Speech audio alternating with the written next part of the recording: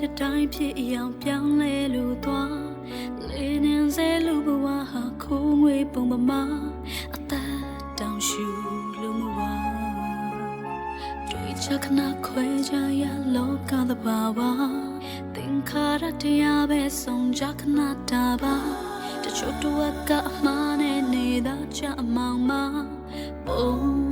မဟုတ်ချင်များအချစ်အမုန်းတွေကြလူလဲရင်သာလုံးပါ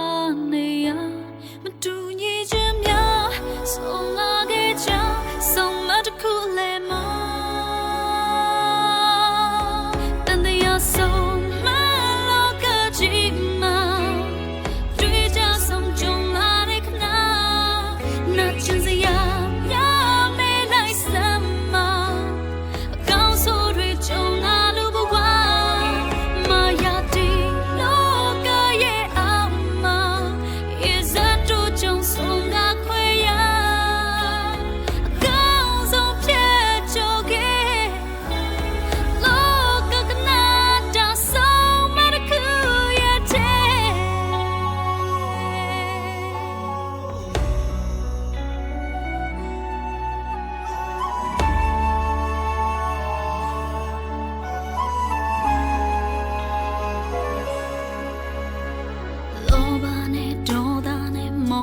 တွေကအတားရဲ့တိုင်းဖြစ်အောင်ပြောင်းလဲလို့သွားလေနေစေလူဘဝဟာခိုးငွေပုံပမာအသက်တောင်ရှူလို့မဝါတွေ့ချခဏခွဲကြရလောကသဘာဝသင်္ခါရတရားပဲဆုံးကြခဏတာပါတချို့တော့ကမှားနေနေတာချမောင်ပါပုံမဟုတ်ချင်များ